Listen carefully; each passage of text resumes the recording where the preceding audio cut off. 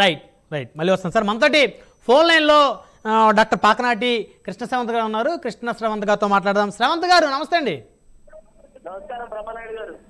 So ఏంటి శ్రవంత్ గారు, గతంలో మీరు ఉమ్మడి గుంటూరు జిల్లాకు సంబంధించి డాక్టర్స్ మీట్ పెద్ద ఎత్తున కండక్ట్ చేశారు. కూటమికి సంబంధించి మద్దతు ఇవ్వాలి జిల్లాలో ఉన్నటువంటి డాక్టర్లు అందరూ కూడా అని చెప్పేసి మీరు గతంలో మీటింగ్లు కూడా కండక్ట్ చేశారు. సో ఇప్పుడు మొత్తానికి మీలాంటి వారి కృషి కూడా ఫలించిందని అనుకోవచ్చా? చాలా వీళ్ళు మెయిన్లీ ఎలక్షన్ జరిగింది, అహంకారానికి ఆత్మవిశ్వాసానికి మధ్య. కళ్యాణ్ గారి మాట మీద అందరూ కూడా నమ్మేసి ఈ ఎలక్షన్ మొత్తం అందరూ ఏకదాటిపై కూటమిని అత్యంత భారీ మెజార్టీల్లో గెలిపించారు. ఈ 14 సీట్లు కూడా ఉంటాయో లేదో అనేది దాని మీద ప్రస్తుతానికైతే వీళ్ళు మన వైసీపీ వాళ్ళు ఉన్నారు.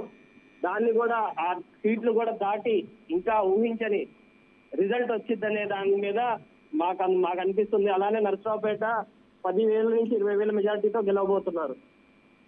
సో మొత్తానికి నరసరావుపేట, పల్నాడు జిల్లా, ఉమ్మడి గుంటూరు జిల్లాలో అనేకమైనటువంటి హింసాత్మకమైనటువంటి ఘటనలు జరిగిన పరిస్థితి ఉంది. కృష్ణ శ్రవంత్ గారు ప్రత్యేకించి నరసరావుపేట అసెంబ్లీలో అయితే అటు వైకాపాకి సంబంధించినటువంటి వారందరూ కూడా తెలుగుదేశం పార్టీ నాయకుల మీద దాడులు చేశారు, దౌర్జన్యాలు చేశారు. ఎంతో సౌమ్యుడిగా పేరున్నటువంటి చదలవాడ అరవింద్ బాబు గారి హాస్పిటల్ మీద కూడా దాడి చేసిన పరిస్థితి ఉంది. సో ఇప్పుడు చదలవాడ అరవింద్ బాబు గారిని ప్రజలు పట్టం కట్టబోతారు అనుకోవచ్చుగా?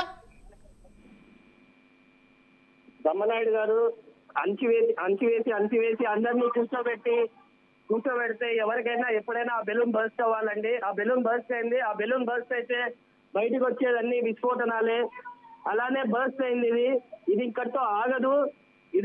ఇది చాలా పెద్ద ప్రభంజనం.